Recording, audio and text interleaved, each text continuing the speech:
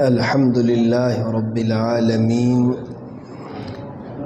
والصلاة والسلام على سيد الأنبياء وإمام المرسلين وعلى آله وأصحابه وعلى كل من تبعهم بإحسان إلى يوم الدين.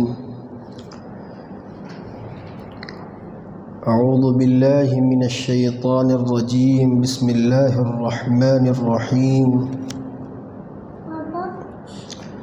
إن الذين قالوا ربنا الله ثم استقاموا تتنزل عليهم الملائكة ألا تخافوا ولا تحزنوا وأبشروا بالجنة التي كنتم توعدون.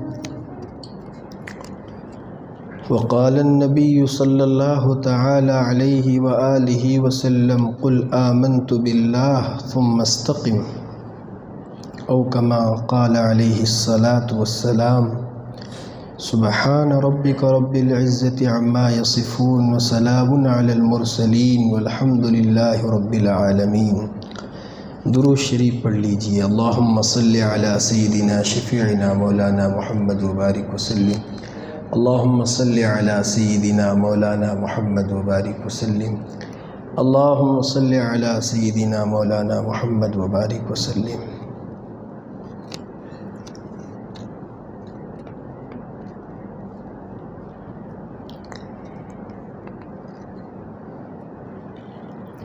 غالب گمان یہ ہے کہ چاند رات آج کی رات ہو اور چند گھنٹے یہ رمضان کے آخری دن کے بچے ہوئے ہیں، بہت اہمیت کے حامل ہیں.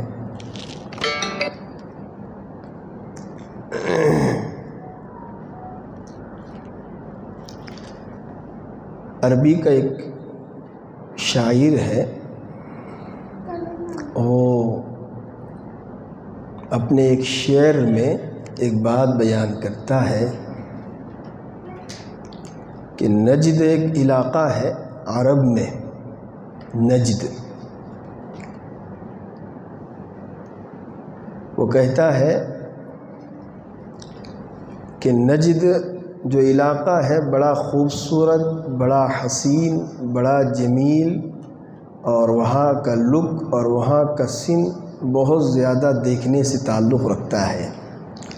یہ شاعر ایک ایسا سما باندھتا ہے اور کہتا ہے کہ ایسی حالت میں کہتا ہے کہ وہ نجد کے علاقے سے واپسی کا وقت اس کا قریب ہے، وہاں کی مدت اس کی ختم ہو چکی ہے، اب اس کو واپس گھر جانا ہے، چند گھنٹے وہاں رہنے کے اس کے بچے ہیں. تو وہ اپنے شعر میں یہ بات کہتا ہے کہ جتنا لطف اٹھا سکو اٹھا لو، جتنا لطف اٹھا سکو اٹھا لو، بعد میں پھر ایسا خوشگوار موسم اور خوشگوار ہوا اور خوشنما ماحول پھر بعد میں ملے کہ نہ ملے. کیا کہتا ہے اپنے شعر میں؟ اب جانے کا وقت اس کے قریب ہے، وہ نجد کے علاقے سے اب مدت قیام ختم ہوئی ہے، اب گھر پر واپس جانا ہے، اس کو چند گھنٹے بچے ہیں. تو کیا کہتا ہے کہ جتنا لطف اٹھانا ہے اٹھا لو، جتنا اٹھانا ہے چند گھنٹے بچے ہیں، پھر بعد میں پتہ نہیں کہ ایسا خوشنما خوشگوار ماحول زندگی میں ملے کہ نہ ملے. تو میرے بھائیوں، یہ رمضان کا آخری دن ہے اور چند گھنٹے بچے ہوئے ہیں، انتہائی اہمیت کے حامل ہے. تو جتنا فائدہ اٹھا سکو تو اٹھا لو، جتنی عبادت کرنی ہے تو کر لو، جتنی دعا مانگنی ہے تو مانگ لو. پتہ نہیں بعد کے اندر یہ رمضان ہمیں ملے کہ نہ ملے، رمضان بعد میں ملے کہ نہ ملے، اب اس سے فائدہ اٹھا لو. یہ بڑی اہمیت کا حامل دن ہے اور آخری دن ہے. اللہ اس کی صحیح قدردانی کی توفیق مرحمت فرمائے.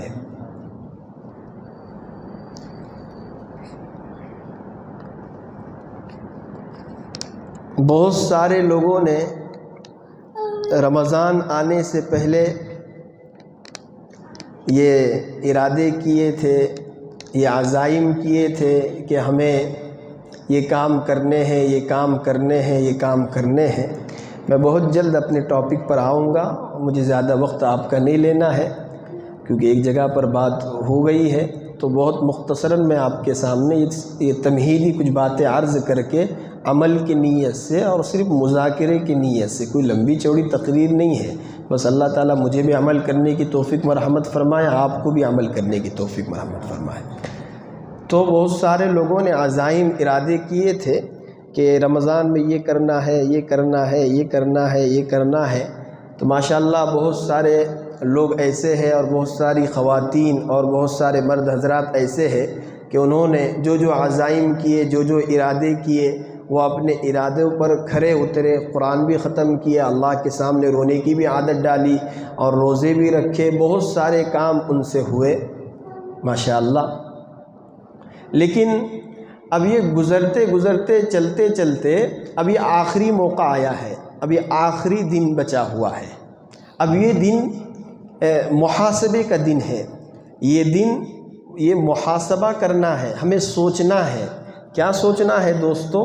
میں آپ سے بہت عاجزانہ، میں نے وہاں پر بھی یہی بات کہی، میں نے کہا عاجزانہ میں درخواست کرتا ہوں کہ چند گھنٹوں میں ہمیں کچھ سوچنا ہے۔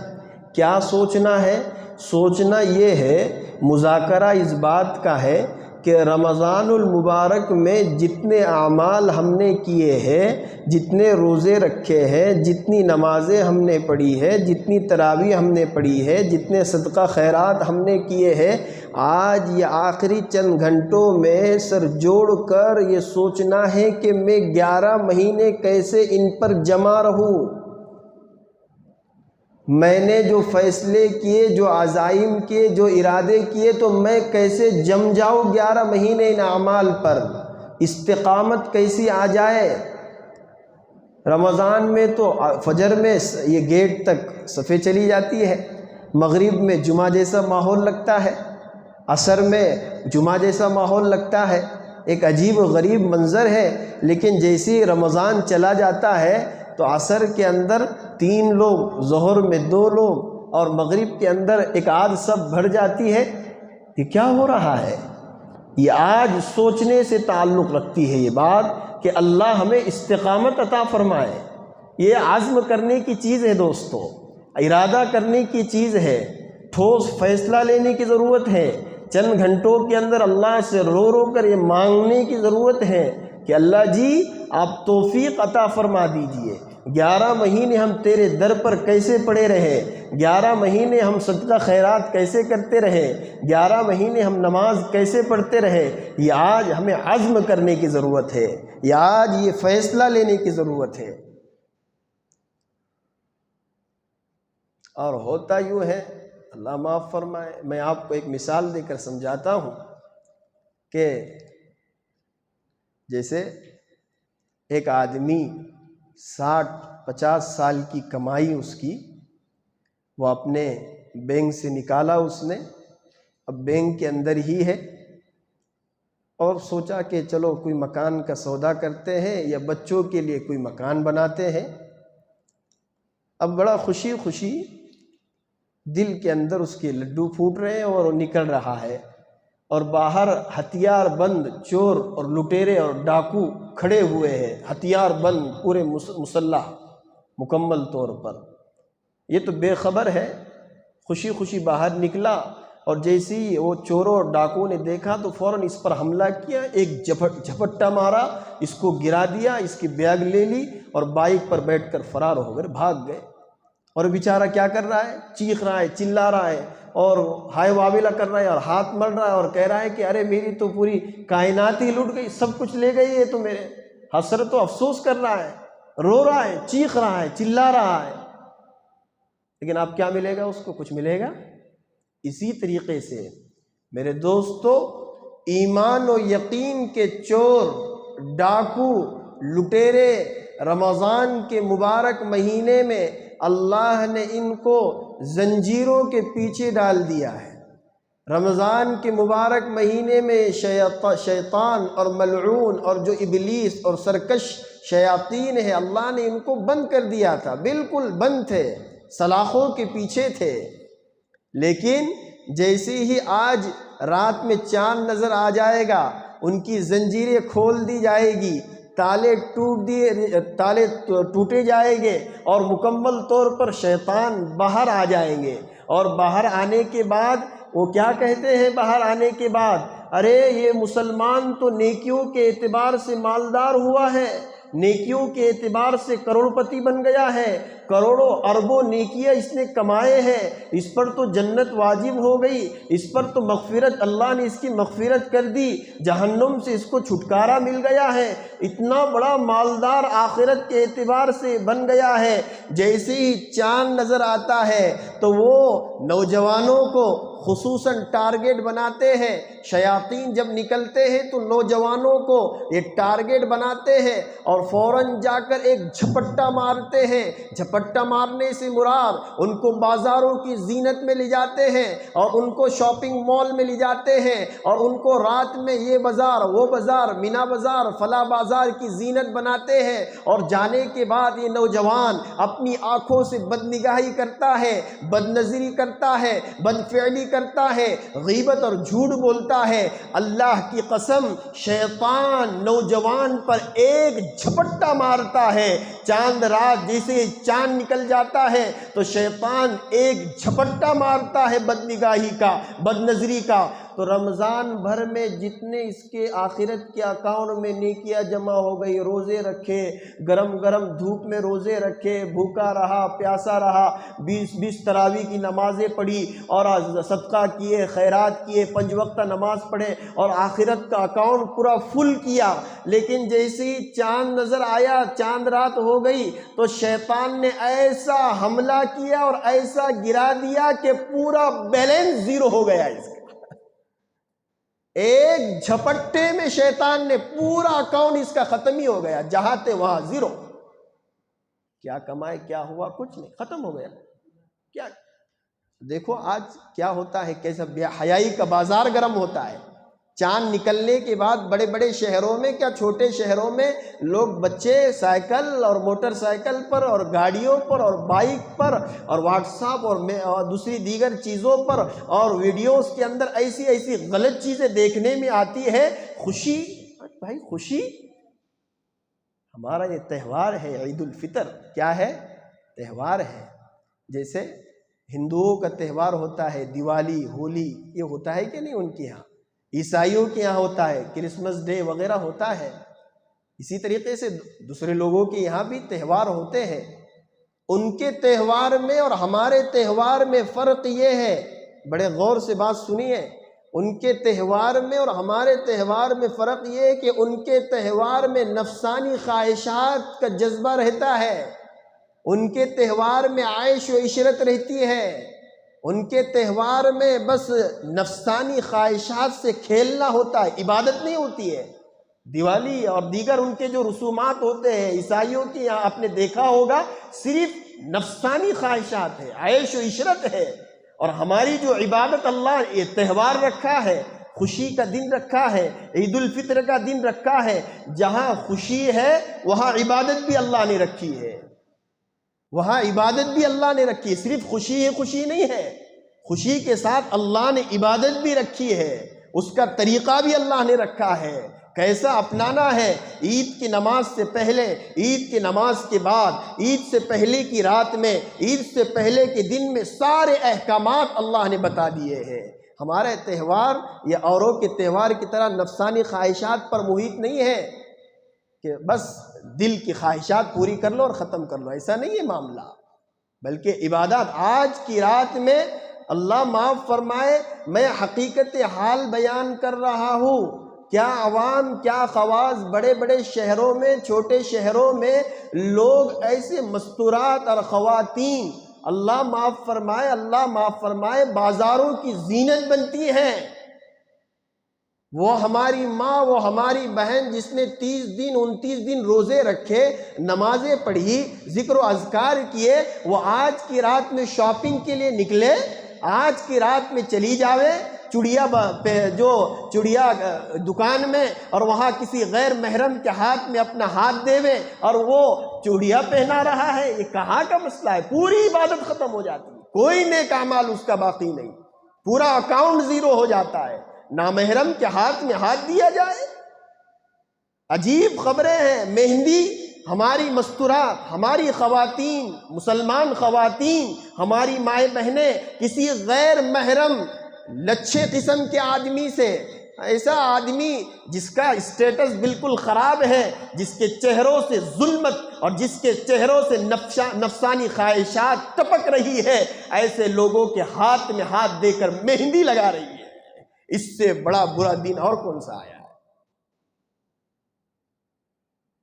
یہ ہماری مائیں بہن اور ہمارے بھائی نوجوان، عجیب قسم کا ایک ماحول بنتا جا رہا ہے، اور کہا جا رہا ہے کہ یہ عید کی رات ہے، عید کی رات بے حیائی کی رات بن گئی، بے شرمی کی رات بن گئی، بازار گرم ہو گئے، خریداری گرم ہو گئی، نوجوان بچے بازار میں اس لیے کہ خریداری نہیں کرنی ہے، لڑکیوں اور دوسرے لوگوں کو دیکھ کر اپنی نفسانی جذبات کو خوش کرنا ہے۔ یہ مسائل ہمارے معاشرے میں چل رہے ہیں، تو کیا ہماری عبادت باقی رہ سکتی ہے؟ کیا ہمارے نیک اعمال باقی رہ سکتے ہیں؟ کیا ہماری روزوں کی عبادت باقی رہ سکتی ہے؟ ساری چیزیں ختم ہو جائے گی۔ اللہ معاف فرمائے، یہ حقیقت حال ہے، آج ہمارے معاشرے کا المیہ ہوتا جا رہا ہے۔ ایسی عظیم رات میں آپ سے کہوں، اللہ کے رسول جناب محمد الرسول اللہ صلی اللہ علیہ وآلہ وسلم نے آج کی رات کے بارے میں میری اپنی نظر میں 4 احادیث اللہ کے رسول نے بیان فرمائی ہے کہ یہ جو رات آنے والی ہے۔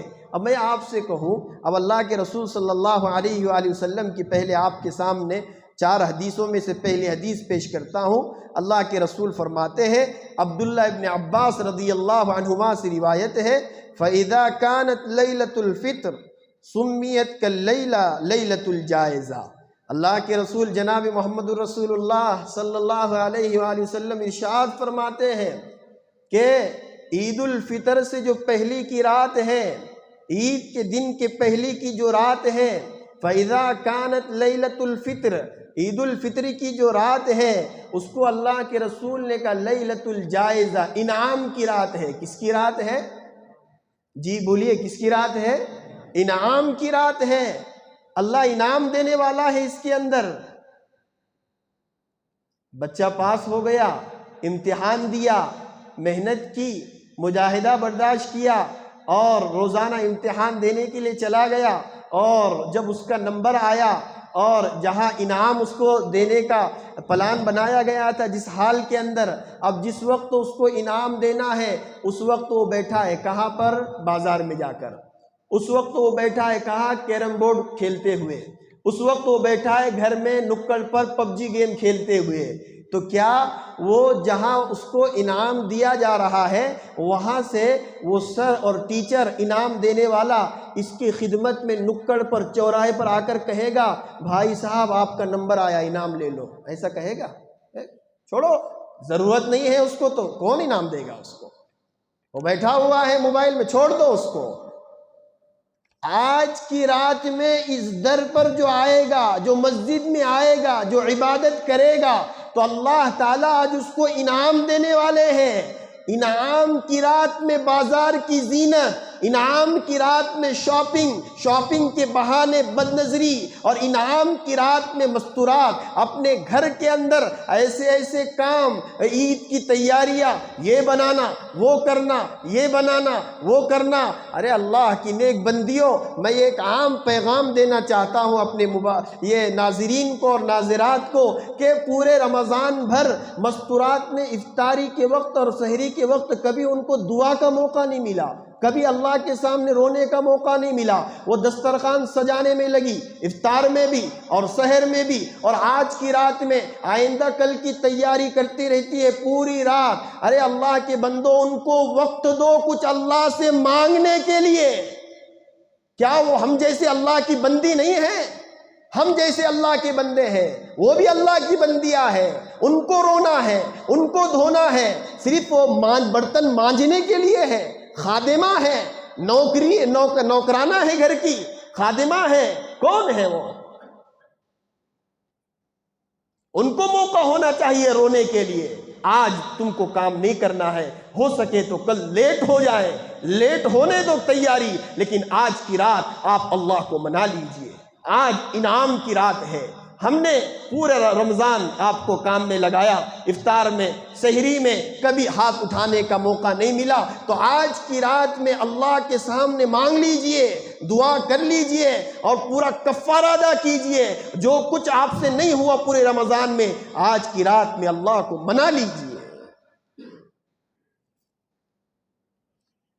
ایک طرف رونا تو نوجوانوں کا ہے اور دوسری طرف رونا ہمارے مستورات خواتین کا ہے۔ اس رات کے اندر ہم نے اپنی آنکھوں سے دیکھا ہے ایسی جگہوں پر کہ عید کا دن ہوتا ہے، پورا کے پورا شہر امڑ کر آیا ہے، پورا شہر، اور صرف عشاء کی نماز نہیں، عشاء کی نماز پڑھ کر ایک دو گھنٹے ایسے بازار میں نہیں، ماشاءاللہ اپنے پاس تو ایسے بازار وغیرہ شاید نہیں ہے، لیکن شہروں کی بات میرے ذہن میں نے اپنی آنکھوں سے یہ بات دیکھی ہے کہ عشاء کی نماز پڑھ کر جب بازار میں وہ نوجوان گھستا ہے، کچھ لینا کہ نہیں، اس سے کوئی اس کو پرواہ نہیں، لیکن نکلتا ہے فجر کے وقت میں، کیا کر رہا ہے؟ کیا کر رہا ہے؟ خواہشات ہے، کیا کر رہا ہے؟ بس غیروں کی مستورات آتی ہے، اپنی مستورات آتی ہے، مجھے تو حرام ہے ایسی جگہوں پر جانا۔ ان مستورات کو، جو مستورات اپنی گھر سے بازار میں نکلتی ہے اور بے حجاب نکلتی ہیں اور برقع وغیرہ کا نظم نہیں ہوتا ہے، اللہ کی اس پر لعنت، رسول کی لعنت، ملائکہ کی لعنت ہوتی ہے ایسی مستورات پر، ایسی خواتین پر۔ کیا نکلنے کی ضرورت ہے؟ آپ کے گھر میں شوہر ہے، شوہر کے ساتھ جائیے۔ ہم تو تھک گئے یہ بات کہتے کہتے کہ رمضان کی شاپنگ رمضان سے پہلے کیجئے، پہلے کیجئے نا۔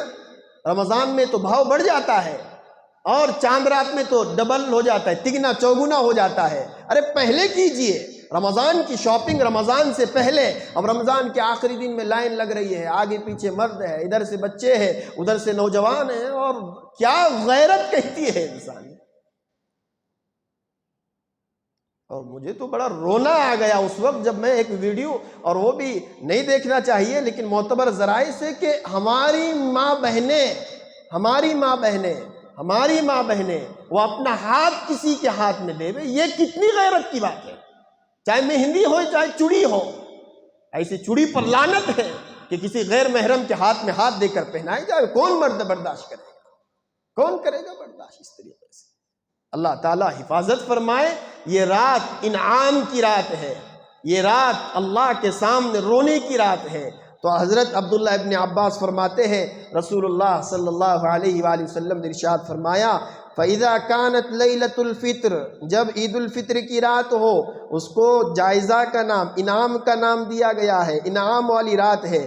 حضرت ابو ہریرہ رضی اللہ تعالیٰ عنہ رسول اکرم صلی اللہ علیہ وآلہ وسلم سے ارشاد نقل فرماتے ہیں، وَيُغْفَرُ لَهُمْ فِي آخِرِ اللَّيْلَةِ، کیا فرماتے ہیں؟ اللہ کے رسول نے فرمایا رمضان کا جو آخری دن ہوتا ہے، اس کی آخری رات ہوتی ہے، اس میں اللہ تمام لوگوں کی مغفرت فرماتے ہیں۔ اندازہ لگاؤ کیا فرما رہے؟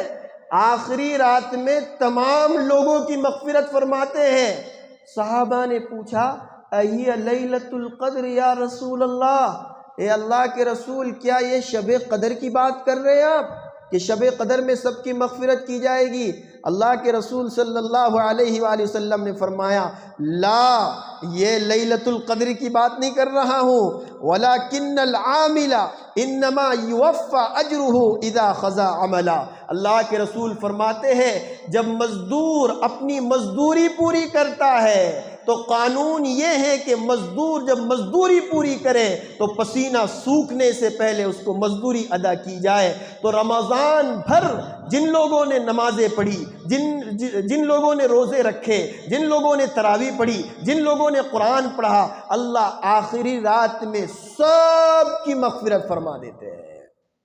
یہ مغفرت والی رات ہے۔ مغفرت والی رات میں مغفرت کو چھوڑ کر شیطان ایسا، وہ چھوٹ گیا نا، اب شیطان چھوٹ گیا، اب چھوٹنے کے بعد اس نے کہا کہ اللہ سے تو یہ بات کہہ کر آیا تھا وہ کہ کیا میں سب کو گمراہ کر دوں گا، کیا کر دوں گا، گمراہ کر دوں گا۔ شیطان نے تو کہا تھا اب میں 30 دن قید میں رہا، 30 دن میں قید میں رہا، اب کیا کہتے ہیں اسی انسان کی بنیاد پر تو مجھے جنت سے نیچے آنا پڑا، اسی انسان کی بنیاد پر تو یہ جتنے انسان ہیں کسی کو جنت میں نہیں جانے دوں گا میں۔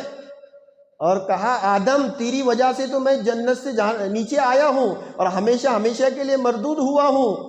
تو کیا کہتا ہے آدم تیری جتنی اولاد ہے سب کو میں جہنم میں پہنچانے والا بنوں گا، سب کو جہنم میں پہنچانے والا بنوں گا۔ قرآن میں ہے کیا کہتے ہیں سڑکوں پر بیٹھوں گا اور جو ہے نکڑوں پر بیٹھوں گا، گھر کے دروازوں کے باہر بیٹھوں گا اور اعتکاف سے نکلنے والے جو حضرات ہیں ان سے ملاقات کروں گا اور سب سے کہوں گا کہ تم گناہ کرو، تم نے جو کمایا ہے اس کو ختم کر دو۔ یہ شیطان کی چال ہوتی ہے۔ تو اللہ کے رسول صلی اللہ علیہ وآلہ وسلم فرماتے ہیں کہ یہ مزدور کو جب مزدوری مل جاتی ہے، مزدور کو اب مزدوری دی جا رہی ہے، آج کی رات میں سب کی مغفرت کر دی جاتی ہے۔ اللہ ہم تمام کی مغفرت فرمائے۔ تیسری حدیث میں اللہ کے رسول فرماتے ہیں، حضرت ابو امامہ رضی اللہ تعالیٰ عنہ سے روایت ہے، من قام لیلۃ العیدین محتسبا للہ لم یمت قلبہ یوم تموت القلوب۔ یہ حدیث بڑی غور سے سنیے، اللہ کے رسول فرماتے ہیں جو عیدین دو عیدوں کی رات میں جاگے گا، کیا کرے گا؟ عید الفطر اور عید الاضحیٰ، یہ دو راتوں میں جو جاگے گا اللہ رب العزت اس کے دل کو اس دن موت نہیں دیں گے جس دن تمام دل مر جائیں گے۔ کیا فرمایا؟ اس دن اس کا دل نہیں مرے گا جس دن تمام لوگوں کے دل دہشت، خوف اور وحشت سے مر جائیں گے۔ مراد اور مطلب یہ ہے کہ قیامت کا دن مراد ہے کہ قیامت کے دن سارے لوگوں کے دل مردہ ہو جائیں گے، وحشت اور خوف کی بنیاد پر، ڈر، خوف و ہراس کی بنیاد پر۔ لیکن جو دو عیدوں کی رات میں، عید الفطر کی رات میں آج کی جو رات ہے اور اسی طریقے سے عید الاضحیٰ جو رات آتی ہے بقرعید کا جو موقع ہوتا ہے، تو دو راتوں میں جو جاگے گا اللہ اس کے دل کو کبھی مردہ نہیں کرے گے، قیامت کے دن بھی وہ دل حشاش بشاش رہے گا۔ اس لیے ایسے موقع سے فائدہ اٹھانا چاہیے۔ چوتھی حدیث عبداللہ ابن عمر رضی اللہ تعالیٰ عنہ فرماتے ہیں، خمس لیال لا ترد فیہن الدعاء، کہ 5 راتیں ایسی ہیں جس کے اندر اللہ دعا کو رد نہیں فرماتے ہیں، دعا کو واپس نہیں لوٹاتے ہیں۔ 5 راتیں ہیں، اس میں سے 2 راتیں یہ دونوں عیدین کی راتیں ہیں، ایک بقرعید کے موقع پر اور ایک عید الفطر جو آج کی رات ہے۔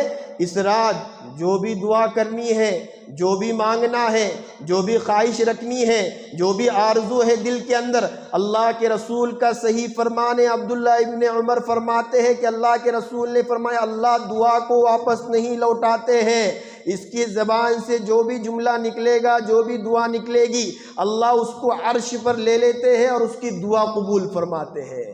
ایسے حسین موقع پر جہاں دعا قبول ہو رہی ہے، جہاں انعام دیا جا رہا ہے اور جہاں پر مغفرت کی جا رہی ہے، جہاں اتنی زیادہ بشارتیں سنائی جا رہی ہیں آج کی رات میں، ایسے موقع پر ہم کیا کریں؟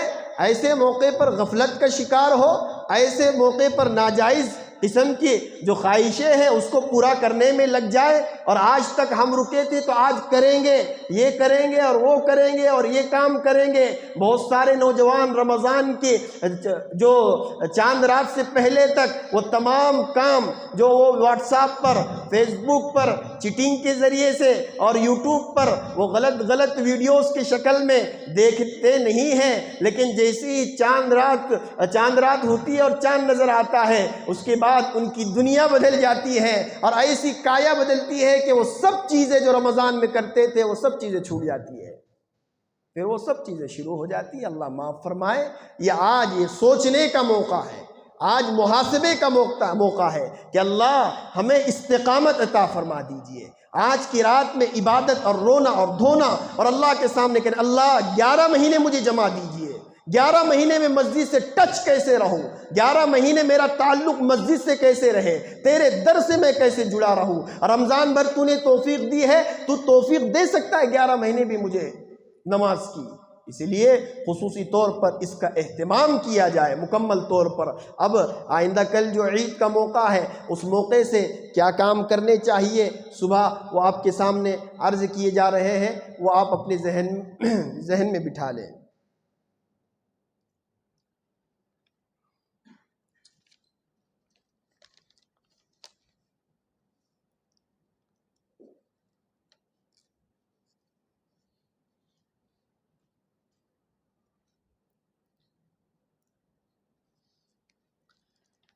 عید الفطر کے معمولات۔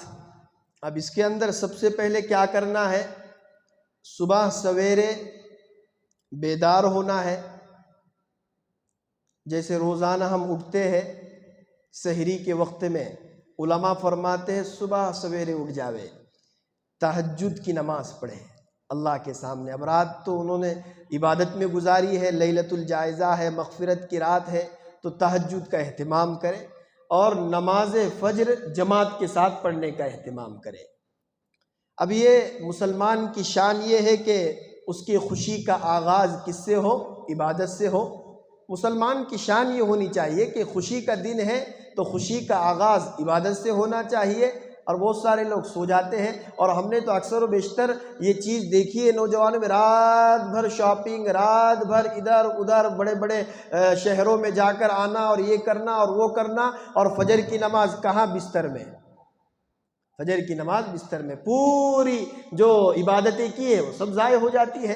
تو پہلا کام صبح سویرے بیدار ہونا ہے، تہجد کی نماز پڑھنی ہے اور نماز فجر کی ادائیگی جماعت کے ساتھ۔ دوسرے نمبر پر طہارت و نظافت کا اہتمام کرنا ہے۔ فجر کی نماز ہو گئی تو اب طہارت و نظافت کا اہتمام، جیسے ناخن تراشنا ہے، بال سنوارنے ہیں، اب زیر ناف اور اسی طریقے سے بغل کے بال، یہ سب تمام چیزیں صاف کرنی ہے، مونچھیں کتروانا ہے، مسواک کا استعمال کرنا ہے۔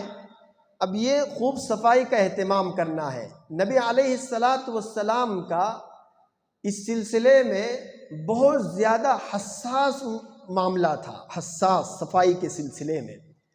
صحابہ کو اللہ کے رسول تاکید کرتے تھے کہ تم باہر جنگل سے کھیتی باڑی سے آتے ہو، جمعہ کے دن جو عید کا دن ہوتا ہے، اب تھوڑی گرمی ہوتی ہے، پسینہ وغیرہ ہوتا ہے، تو عطر لگایا کرو۔ اللہ کے رسول کہ جہاں بڑے اس میں جا رہے ہیں تو عطر لگایا کرو، خوشبو کا اہتمام کرو۔ اب عطر بھی ایسا ہونا چاہیے جو عطر ہو۔ اب ایسا عطر کوئی لگا کر آ جائے کہ نزلہ زکام ہو جاوے، ایسا عطر کوئی لگا کر آ جائے کوئی سر میں درد شروع ہو جاوے۔ بہت سارے لوگ ایسے عطر لگاتے ہیں، اور میں تو کہنا چاہوں گا سفر میں جاتے وقت عطر نہیں لگانا چاہیے۔ اگر آپ بس وغیرہ میں سفر کر رہے ہیں یا 10-5 ساتھی ایک ساتھ سفر کر رہے ہیں تو عطر نہیں لگانا چاہیے۔ ہو سکتا ہے آپ کی عطر سے کسی کو تکلیف ہو، سفر میں پہلے ہی تکلیفیں رہتی ہے، بہت سارے لوگ ہمارے ساتھ ہو گیا سفر میں اس طریقے سے۔ تو پہلی چیز صبح سویرے اٹھنا ہے، تہجد کی نماز پڑھنی ہے اور فجر کی نماز جماعت کے ساتھ ادا کرنی ہے۔ دوسرا کام طہارت و نظافت کا اہتمام کرنا ہے۔ اب تیسرا کام غسل کرنا ہے۔ غسل مسنون۔ غسل مسنون کا مطلب کیا ہوتا ہے کہ انسان سب سے پہلے استنجا سے فارغ ہو جائے، استنجا سے فارغ ہونے کے بعد وہاں پر کچھ دیر ٹھہر کر، جسے یہ استبرا کہا جاتا ہے، اچھی طریقے سے استبرا کچھ دیر ٹھہرے اور پاکی اور صفائی کا اہتمام کرے۔ استبرا کا مطلب جو کسی کو کھانسی آتی ہے اس طریقے سے کیا جاتا ہے، اور کسی کو چلنے کی عادت ہوتی ہے تو پیشاب کے جو قطرے ہوتے ہیں وہ نکل جاتے ہیں، اسے استبرا کہتے ہیں۔ اللہ کے رسول نے، یہ نور العزا کی ایک عبارت ہے، یلزم الرجل الاستبرا، ہر مرد کے لیے استبرا ضروری ہے، ہر مرد کے لیے۔ پتہ نہیں پیشاب کی نالی کے اندر کتنے قطرے بچے ہوئے ہیں، اور وہ تو سمجھ کر اٹھ گیا، اب کپڑے غسل کرنے کے لیے گیا، کپڑے وغیرہ پہن لیا اور قطرے گر گئے نیچے، اور پورے کپڑے ناپاک ہو گئے اس کے، کیا نماز ہو گئی؟ کعبہ میں جائے گا تب بھی وہاں بھی نماز نہیں ہوگی۔ استبرا ضروری ہے، کچھ دیر بیٹھنا، کھنکارنا۔ تو پھر اس کے بعد استنجا کرنے کے بعد ہاتھ اچھی طریقے سے دھوئے، اور ہاتھ دھونے کے بعد پھر غسل خانے میں آئے اور وہاں پر پہلے وضو کرے، وضو کرنے کے بعد وضو میں ہی مسواک کرے، مسواک کرنے کے بعد پھر غسل کرے۔ تو یہ غسل کرنا ہے تیسرے نمبر پر۔ چوتھے نمبر پر صاف ستھرا لباس پہننا ہے۔ شریعت میں اس بات کا خیال کیا گیا ہے کہ نیا لباس ضروری نہیں ہے، نیا لباس عید کے دن ضروری نہیں ہے۔ اگر کسی کے پاس نیا لباس نہیں ہے تو کوئی ضروری نہیں کہ نیا لباس پہنے، لیکن اس بات کا لحاظ رکھا گیا ہے کہ صاف ستھرا لباس ہونا چاہیے، صاف ستھرا ہو۔ اگر اللہ نے مالی حالت اچھی رکھی ہے، پیسے وغیرہ اللہ نے دیے ہیں، دولت دی ہے، تو اچھا لباس پہننا چاہیے۔ یہ تکبر کے لیے نہیں، فخر کے لیے نہیں کہ فلاں کو بتاؤں گا کہ میرا ڈریس اتنے پیسے کا ہے۔ مستورات میں خصوصاً ایسا ہوتا ہے، یہ چپل، یہ ڈریس اور یہ اور وہ اور یہ میچنگ اور وہ اور یہ سب چیزیں کہ ہم بتائیں گے آج۔ تکبر کے لیے اگر کوئی پہنے گا یا بچوں کو پہنائے گا تو یقیناً نظر لگے گی، اور نظر کی بنیاد پر ہو سکتا ہے بیمار پڑ جائے، ہو سکتا ہے اور مسائل میں کھڑے ہو جائے۔ اس لیے پہننا ہے، کتنے بھی 1000 روپے نہیں، 2000 نہیں، 10,000 کا جوڑا پہن سکتے ہیں، کوئی مسئلہ نہیں ہے، لیکن اللہ کی نعمت کو ظاہر کرنے کے لیے اللہ نے دیا ہے تو پہن رہے، لیکن کس لیے؟ شکر کے طور پر۔ میں مستحق تو نہیں ہوں اللہ، لیکن تو دے رہا ہے اس لیے میں پہن رہی ہوں، یہ پہن رہا ہوں۔ تکبر کے لیے نہیں کرنا چاہیے۔ بہت ساری مستورات میں یہ رواج ہے، اور خصوصاً بچیوں کے اندر، اور خصوصاً ایسے محلے میں جہاں غریب ہے، یتیم ہے، فقیر ہے، ایسے محلوں میں تو یہ بات کا زیادہ لحاظ رکھنا چاہیے کہ ایسے کپڑے نہیں پہننا چاہیے کہ کسی کا دل دکھے۔ اللہ کے رسول کی حدیث ہے، اگر 4-5 بچے ایک ساتھ کھیل رہے ہو تو اللہ کے رسول نے فرمایا تمہارا بیٹا بھی اس میں ہو تو بیٹا کہہ کر مت پکارو۔ کہا کیوں؟ کیونکہ اللہ کے رسول نے فرمایا ہو سکتا ہے اس میں کسی کے بچے کا باپ دنیا سے چلا گیا ہو اور وہ یتیم ہو، اور اس کے دل میں بات ہو اس کا تو باپ ہے، اس کو بیٹا بول کر پکار رہا ہے اور مجھے کوئی بیٹا بولنے والا نہیں ہے۔ تو اللہ کے رسول نے کہا اتنا اللہ کے رسول نے خیال رکھا ہے لوگوں کا، اتنا خیال رکھا ہے۔ اللہ تعالیٰ ہمیں سمجھنے کی توفیق مرحمت فرمائے۔ تو مستورات میں خصوصاً اس طریقے کی باتیں ہوتی ہیں لباس کے حوالے سے اور دیگر چیزیں، اور اس کے اندر میں یہاں تک بات کہوں گا، شریعت کے حدود میں رہتے ہوئے سب چیزیں کر سکتے ہیں۔ وہ میک اپ کر سکتے ہیں، کپڑے پہن سکتی ہے، دیگر چیزیں کر سکتی ہے، لیکن اس کے لیے بیوٹی پارلر جانا، اس کے لیے بالوں کو نکالنا، اس کے لیے گندوانا، اس کے لیے دوسرے بال سر میں لگانا، اس کے لیے یہاں ہونٹوں پر اور ہاتھ پہ پالش کرنا، ہونٹوں پہ وہ تمام چیزیں لگانا، یہ حرام ہے، حرام۔ بیوٹی پارلر جا کر گندوانا، یہ بال نکالنا، شریعت میں بال نکالنے کی اجازت نہیں ہے کسی اور جگہ کی۔ یہاں کے بال مستورات نکالتی ہے، گندواتی ہے، اسی طریقے سے سر میں بال لگاتی ہے اور بال کٹواتی ہے، سامنے کے بال، ادھر کے بال، اسٹائل کے لیے، فیشن کے لیے۔ تو یاد رکھیے ایسے بال کٹوانا حرام اور ناجائز ہے۔ ارے خوشی ہے تو حدود ہے اس کے، باؤنڈری سے کراس کر جائیں گے تو پھر مسائل کھڑے ہو جائیں گے۔ تلک حدود اللہ، یہ اللہ کے حدود ہے، فلا تعتدوها، اس سے تجاوز نہیں کرنا چاہیے۔ خوشی کو خوشی کے ساتھ رکھنا چاہیے۔ یہ تو فرق ہے غیروں کی خوشی میں ہماری خوشی میں، ان کی خوشی میں تو شراب بھی، ان کی خوشی میں زنا بھی، ان کی خوشی میں سب چیزیں چل جاتی ہے۔ ہمارا عید کا تہوار جہاں خوشی ہے وہاں عبادت بھی ہے، تو عبادت کے طریقوں سے اپنانا پڑے گا۔ تو اس میں خصوصی خیال رکھنا چاہیے۔ اور چوتھے نمبر پر صاف ستھرا لباس ہے۔ 5ویں نمبر پر خوشبو لگانا ہے۔ خوشبو کا اگر گھر میں انتظام ہے تو لگانا چاہیے، اچھی چیز ہے۔ 6 نمبر پر عیدگاہ جانے سے پہلے کھجور یا کوئی میٹھی چیز کھانی چاہیے، یہ سنت ہے۔ عیدگاہ جانے سے پہلے کوئی کھجور یا میٹھی چیز کھانی چاہیے۔ اب جاتے وقت اس طریقے سے عید الاضحیٰ کے اندر تو ہے کہ بغیر کھائے جائے، اور جب اپنے قربانی کا گوشت آئے تو اس میں سے کھانا مستحب ہے، لیکن عید الفطر میں یہ ہے کہ جانے سے پہلے کھجور یا کوئی میٹھی چیز کھا کر جانا چاہیے۔ 5 ہے، یعنی جو آداب بیان کیے جا رہے ہیں وہ 6 نمبر کا ادب ہے۔ اب 7ویں نمبر پر ہے صدقہ فطر ادا کرنا۔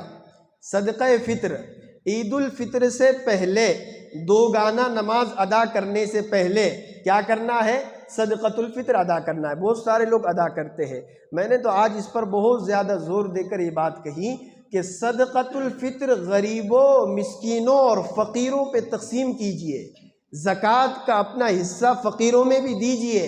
بہت سارے ہمارے اڑوس پڑوس میں، محلے میں ایسی مستورات، ایسی خواتین اور ایسے بچے ہیں کہ عید کے دن وہ جلد بازی میں جلدی جلدی کیا کرتے ہیں، میں نے جیسے ابھی نماز میں بات کہی، وہ آ جاتے ہیں عیدگاہ میں ایسے ہی کپڑے پرانے پھٹے پرانے کپڑے پہن کر، اور کوئی پوچھتا ہے ان سے کہ کیوں نہیں پہنے آپ نے نئے کپڑے، تو وہ غیرت رہتی ہے ان کے اندر، حمیت رہتی ہے، تو کہتے ہیں جلدی جلدی میں آیا ہوں، ہاں جلدی جلدی میں آیا ہوں، اب گھر پر جا کر پہنوں گا، کیونکہ پیسے نہیں رہتے ہیں۔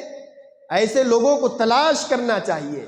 اسی طریقے سے وہ ایسی بہت ساری مستورات اور خواتین اور ایسے گھر ہیں جہاں راشن کا انتظام نہیں رہتا ہے، تو اللہ کے رسول نے یہ جو بات کہی صدقۃ الفطر، عید الفطر کی 2 رکعت نماز سے پہلے ادا کرنا ہے، اس کی وجہ یہ ہے کہ ہر گھر کے اندر خوشی آ جائے۔ اب یہ عید الفطر ہمارا سب سے بڑا تہوار ہے، سب سے بڑا تہوار ہے، مانتے ہیں کہ نہیں؟ ہم سب مانتے ہیں۔ اب ایک گھر میں شادی ہے، بڑا بھائی ناراض ہے، تو شادی میں مزہ آئے گا؟ جب تک کہ بڑا بھائی خوش نہ ہو جائے۔ سب جا کر اس سے کہیں گے بھائی صاحب خوش ہو جائے، کیا مسئلہ ہے، سب حل کر دیں گے، آپ بھی شادی میں شریک ہو جائے۔ اب یہ عید الفطر تمام مسلمانوں کے خوشی کا دن ہے، تمام مسلمانوں کے تہوار ہیں، تمام مسلمانوں کے فرحت کا دن ہے۔ اب کیا مسئلہ 10 مسلمان عید کے دن نماز پھٹے پرانے کپڑے میں پہن کر وہ گھر میں کنڈی لگا کر بیٹھ جاوے اور کہے بیٹے آج ہم باہر نہیں نکل سکتے، آج تم بھی باہر مت نکلو، تمہارے کپڑے پرانے، ہمارے کپڑے پرانے، ہمارے گھر میں کچھ نہیں بنا ہے۔ ہاں 10 مسلمانوں کے یہاں اچھی عید ہو رہی ہے، 20 مسلمانوں کے گھر میں راشن بھی نہیں ہے، ان کے یہاں کپڑے بھی نہیں ہیں، جوتے بھی نہیں ہیں، تو یہ کون سی عید ہو؟ عید تو سب کی عید ہوتی ہے، سب کی عید۔ تو مالدار جو حضرات ہیں، صاحب ثروت جو حضرات ہیں، میں تو یہ نہیں کہوں گا کہ اپنے محلے میں جتنے حضرات ہیں سب کو کپڑے بنا لیجئے، سب کو جوتے چپل لیجئے، نہیں، آپ کے بس میں ایک کا ہے تو ایک کا انتظام کیجئے، 2 کا ہے 2 کا انتظام کیجئے، اپنے بس میں جتنا ہے صدقہ فطر کے ذریعے سے۔ اور مالدار حضرات سے میں کہنا چاہوں گا گندم گیہوں 70 روپے سے، اسی طریقے سے جو جو کا ہے کم ریٹ والے جو صدقہ فطر کے اللہ کے رسول صلی اللہ علیہ وسلم نے اصناف بتلائی ہے، کھجور ہے، کشمش ہے، گیہوں ہے، جو ہے، یہ تمام اصناف ہے، کسی میں سے بھی نکال سکتے ہیں، لیکن بہت سارے مالدار حضرات گیہوں سے نکالتے ہیں، شرم کی بات ہے، نکال رہے ہیں بہت، چلو عبادت تو ادا ہوگی، لیکن میں کہنا چاہوں گا اللہ نے مال دیا ہے تو کشمش سے نکالنا چاہیے، کھجور سے نکالنا چاہیے، جو بڑی رقم بنتی ہے اس رقم سے کسی کا بھلا ہوگا، اس رقم سے کسی کا بھلا ہوگا، کچھ ملے گا اس کو۔ صرف گندم جو 60 روپے 70 روپے سے کوئی نکال رہا ہے، جو بڑی رقم کشمش ہے، کھجور ہے، اس سے نکالنا چاہیے، اللہ تعالیٰ خوش ہو جائے گا۔ تو صدقہ فطر ادا کرنا چاہیے۔ اسی طریقے سے عید الفطر، اب عیدگاہ جانا ہے تو عیدگاہ کی طرف پیدل جانا ہے، گاڑی وغیرہ سے علماء کہتے سنت یہ ہے کہ ایک راستے سے جائیں اور دوسرے راستے سے آئے، پیدل جانا سنت ہے عیدگاہ کی طرف۔ 10 نمبر کا ادب یہ ہے کہ ایک راستے سے جانا ہے اور دوسرے راستے سے آنا ہے، اور جاتے وقت تکبیر تشریق پڑھنا ہے، اللہ اکبر لا الہ الا اللہ واللہ اکبر وللہ الحمد۔ یہ کچھ مسنون اعمال ہے، اگر ہم ان اعمال کو کریں گے تو انشاءاللہ جو ہمارا خوشی کا دن ہے وہ عبادت کا دن بھی بنے گا۔ ویسے تو ہم کو کام تو کرنا ہی ہے، اب اگر بے ڈھنگے طریقے سے کر لے، بغیر ترتیب کے کر لے، بغیر طریقے کے کر لے، وہ تو کرنا ہی ہے، لیکن کیا مناسب ہے کہ نبی علیہ السلام کا طریقہ شامل ہو؟ جیسے بتایا جا رہا ہے کہ فجر میں اٹھے، تہجد کی نماز پڑھے، پھر فجر کی نماز جماعت کے ساتھ پڑھے، پھر اس کے بعد مسنون طریقے سے غسل کرے، مسواک کا اہتمام کرے، خوشبو لگائے، صدقہ فطر کا اہتمام ہو، صاف ستھرا لباس پہن کر جائے، اور عیدگاہ جاتے وقت تکبیر تشریق کا اہتمام ہو۔ ایک طریقہ سنت کا اگر ہوگا تو انشاءاللہ برکت ہوگی۔ تو یہ کچھ اعمال تھے خصوصیت کے ساتھ، یہ عید الفطر کے دن جو کام کرنے کے ہیں وہ اس نبی علیہ السلام نے جو طریقہ بتلایا ہے اس طریقے سے ہم نے بتلایا ہے۔ اللہ تعالی ہم کو عمل کرنے کی توفیق مرحمت فرمائے۔ ایک بات میں آپ کے سامنے کرنا چاہوں گا، حضرت مولانا علی میاں ندوی نور اللہ مرقدہ نے ایک کتاب لکھی ہے، کتابچہ 2 روزے بول کر۔ کیا نام ہے کتاب کا؟ 2 روزے، مفکر اسلام مولانا علی میاں ندوی نور اللہ مرقدہ، بہت بڑے آدمی گزرے ہیں، 2 روزے، ایسی ایک کتاب، چھوٹا سا کتاب کا رسالہ ہے، اس میں انہوں نے لکھا ہے 1 روزہ تو 15 گھنٹے کا جو ہم نے رکھا ابھی 14-15 گھنٹے کا، صبح سے لے کر شام تک بھوکا رہنا ہے، کھانے سے پینے سے اور زوجین کے تعلقات سے ہمیں دوری اختیار کرنی ہے، یہ 1 روزہ ہے، یہ پابندی ہے اس کے اندر۔ اور جیسے ہی افطار کا وقت ہو جائے تو فوراً کھجور وغیرہ کھا کر پھر ہماری طبیعت میں بشاشت آ جاتی ہے، پھر ہم پھرتیلے ہو جاتے ہیں مکمل طور پر۔ حضرت فرماتی یہ 1 روزہ ہے، لیکن ایک دوسرا روزہ ہے، وہ روزے کی ابتدا انسان جب سے بالغ ہوتا ہے اس وقت سے شروع ہوتی ہے، اور وہ روزے کا اختتام انسان کی جب موت آتی ہے اس وقت وہ روزہ ختم ہوتا ہے۔ حضرت کیا فرماتے ہیں؟ 1 روزہ میں اور آپ 15 گھنٹے کا رکھتے ہیں، صبح سے شام تک بھوکے پیاسے رہتے ہیں، اسی طریقے سے افطار کرتے ہیں تو اس میں کھجور وغیرہ شربت وغیرہ پی کر پورا بدن ہمارا چست چالاک ہو جاتا ہے۔ حضرت فرماتے اس کے علاوہ 1 روزہ ہے، اس کی ابتدا سحری سے نہیں، اس کی ابتدا شعور کے ایام جب سے شروع ہوتے ہیں، انسان جب سے بالغ ہوتا ہے اس وقت سے وہ روزہ شروع ہوتا ہے اور اس کا اختتام موت پر ہو جاتا ہے۔ جب انسان کا انتقال ہو جاتا ہے وہ روزہ ختم ہو جاتا ہے۔ جیسے یہ 15 گھنٹے کے روزے میں پابندی ہے کس چیز کی؟ کھا نہیں سکتے، پی نہیں سکتے، زوجین سے تعلقات نہیں کر سکتے، اسی طریقے سے جو بالغ ہونے سے روزہ شروع ہوتا ہے موت تک، اس کے اندر بھی اللہ نے پابندی رکھی ہے کہ اس روزے کے اندر تمہیں جھوٹ نہیں بولنا ہے، اس روزے کے اندر غیبت نہیں کرنی ہے، اس روزے کے اندر چغلی نہیں کرنی ہے، اس روزے کے اندر حرام کام نہیں کرنا ہے، اس روزے کے اندر بدنظری نہیں کرنی ہے، اس روزے کے اندر سود نہیں کھانا ہے، اس روزے کے اندر بدفعلی نہیں کرنی ہے، اس روزے میں ناپ تول میں کمی نہیں کرنی ہے۔ حضرت فرماتے ہیں یہ روزہ موت پر جا کر ختم ہوتا ہے۔ اگر یہ پابندیاں جو اس نے اگر برابر کرتا رہا تو جیسے دنیا کا 15 گھنٹے کا روزہ ختم ہوتا ہے تو کھجور اور شربت سے اس کا دل اور اس کا جسم خوش ہو جاتا ہے، اگر اس نے زندگی کا روزہ جو شروع ہوا ہے اس کی پابندی کی تو اللہ کے رسول قیامت کے دن اپنے ہاتھ سے کوثر پر اس کو جام پلائیں گے۔ اس کا افطار کہاں ہوگا؟ اللہ کے رسول حوض کوثر پر اس کو جام پلائیں گے اگر یہ روزے میں کامیاب ہو گیا تو۔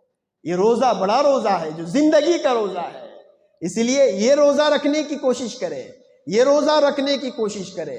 اور خصوصاً میں اپنے نوجوانوں سے کہوں گا کہ 3 چیزوں سے بچنے کی کوشش کرے تو اللہ تعالیٰ اعمال میں استقامت عطا فرمائے گا۔ ایک چیز ہے ظلم سے بچے، ایک ظلم زبانی ظلم ہوتا ہے، کسی کو زبان سے طعنہ دینا، کسی کی غیبت کرنا، کسی سے چغلی کرنا، زبان کے ظلم سے بچے۔ اور دوسرا ظلم ہوتا ہے وہ جانی ظلم ہوتا ہے، کسی کو مارنا، کسی کو تکلیف دینا، کسی پر ہاتھ اٹھانا، تو یہ ظلم سے بھی بچ جائے، یہ جو ظلم ہے اس سے بھی بچ جائے۔ اسی طریقے سے ایک مالی ظلم ہوتا ہے، بہن کا حق دبا لیا، بھائی کا حق دبا لیا، کسی کا حق نہیں دے رہا ہے، حقوق کی تلفی، حقوق کو کیا کر رہا ہے؟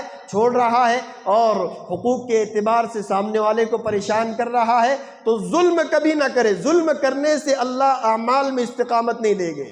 تو 3 طرح کے ظلم بتائے میں نے، ایک زبان کا ظلم، ایک جانی ظلم، ایک مالی ظلم، تینوں سے بچنا ہے۔ یہ ظلم کی 3 قسمیں۔ اس کے علاوہ دوسرا کام جو ہے جس سے ہمیں بچنا ہے، حرام لقمہ، مشتبہ لقمے سے اپنے آپ کی حفاظت کرنی ہے۔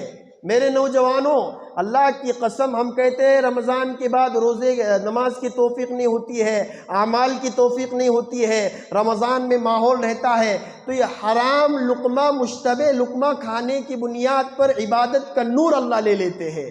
تو حرام لقمے اور مشتبہ لقمے سے بچنا ہے۔ اور تیسرا کام، غیر محرم کو دیکھنے سے بچنا ہے۔ غیر محرم، جو بھی غیر محرم ہے، مرد ہے تو عورت کو دیکھنے سے بچ جاوے، عورت ہے تو مردوں کو دیکھنے سے بچ جاوے۔ یہ 3 کام سے بچنا ہے اور 4 کام ہمیں کرنے ہیں۔ پہلا کام نماز، اللہ نے نماز ہمیں فرض کی ہے، 5 وقتہ نماز کا اہتمام کرنا ہے۔ میں نے وہاں ایک بات کہی، عید الفطر اور عید الاضحیٰ کی نماز واجب ہے، لیکن عید الفطر کے دن آپ نے دیکھا ہوگا عید کھچا کھچ بھری ہوئی رہتی ہے، سارے لوگ عید کی نماز کے لیے آ رہے، ماشاءاللہ اچھی چیز ہے، لیکن عید الفطر واجب ہے اور فجر کی نماز فرض ہے۔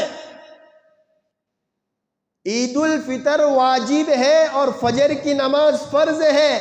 فجر کی نماز میں 10 لوگ، 3 لوگ، 4 لوگ، اور اللہ معاف فرمائے یہ ہمارے پاس المیہ بنتا جا رہا ہے۔ نماز کبھی نہ چھوڑنا، کیسے بھی حالات، حضر میں، سفر میں، جیسے آپ نے رمضان میں پابندی کی، 20 رکعت تراویح کی پڑھی آپ نے، تو اسی طریقے سے رمضان کے بعد کیسے بھی حالات ہو آپ تہیہ کیجئے، ہماری زندگی سے نماز کبھی نہیں جائے گی انشاءاللہ۔ اور دوسرا کام جو ہمیں کرنا ہے وہ کام ہے تلاوت کا اہتمام، قرآن کی تلاوت، اس کو اپنی روحانی غذا بنائیے۔ گھر میں جسمانی غذا لیٹ بن جائے تو چل جائے گا، جسمانی غذا ناشتہ لیٹ بن جائے تو چل جائے گا، لیکن جو ہماری روحانی غذا ہے جسے قرآن کہا جاتا ہے وہ غذا کبھی چھوٹنی نہیں چاہیے، کبھی چھوٹنی نہیں چاہیے، روحانی غذا ہے وہ۔ قرآن کی تلاوت روزانہ، میں نہیں کہتا 2 پارے 3 پارے، آپ سے ہو سکے آپ 1 صفحہ 2 صفحے 3 صفحے 4 صفحے پڑھنے کی کوشش کیجئے۔ تیسرا کام جو کرنے کا ہے توبہ استغفار، روزانہ آپ فجر کے بعد یا رات میں سوتے وقت 10 مرتبہ استغفر اللہ استغفر اللہ استغفر اللہ استغفر اللہ کرے۔ اس کا ایک فائدہ تو یہ ہوگا، ایک فائدہ اس کا تو یہ ہوگا کہ استغفار کرنے کی بنیاد پر اللہ رب العزت اس کو گناہوں سے دور رکھیں گے۔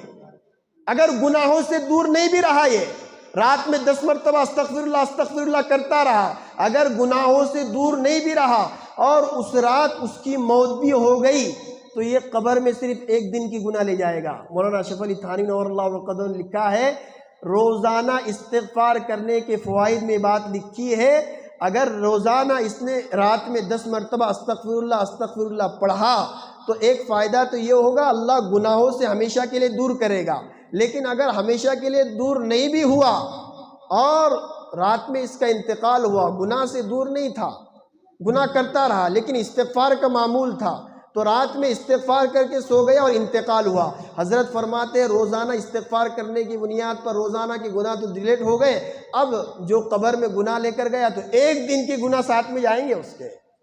اس لیے روزانہ بیٹھ کر استغفر اللہ، توبہ، جب بھی لغزش ہو جائے، کوئی گناہ ہو جائے، فوراً توبہ کا معمول بنا لے۔ اور چوتھے نمبر پر دین کو سیکھنے کی عادت ڈالے، علماء سے، معتبر علماء، جید علماء، اچھے علماء، تجربہ کار علماء، ان کی صحبت میں بیٹھ کر دین حاصل کرے، کتابوں کے ذریعے سے، مسائل علماء سے پوچھے، فضائل علماء سے پوچھے، تو انشاءاللہ یہ 4 چیزیں آپ کریں گے، نماز، تلاوت، توبہ استغفار، اور چوتھی چیز علماء سے دین حاصل کرنا، یہ 4 چیزیں کرنی ہے۔ اور 3 چیزیں جو ہم نے بچنے کے لیے کہا ہے، ظلم ہے، دوسری چیز حرام مشتبہ لقمے سے بچنا ہے، اور تیسری چیز جو ہے غیر محرم کو دیکھنے سے بچنا ہے۔ یہ 3 چیزوں سے بچنا، 4 چیزوں کو کرنا، اگر کوئی اس کا اہتمام کرے گا تو انشاءاللہ اللہ موت تک اس کو استقامت عطا فرمائیں گے۔ اللہ جو باتیں کہی ہیں اس پر عمل کرنے کی توفیق ارزانی نصیب فرمائے۔ اگر کسی کو کوئی سوال کرنا ہے کسی بھی اعتبار سے، رمضان کے تعلق سے ہو، آئندہ کل کے تعلق سے ہو،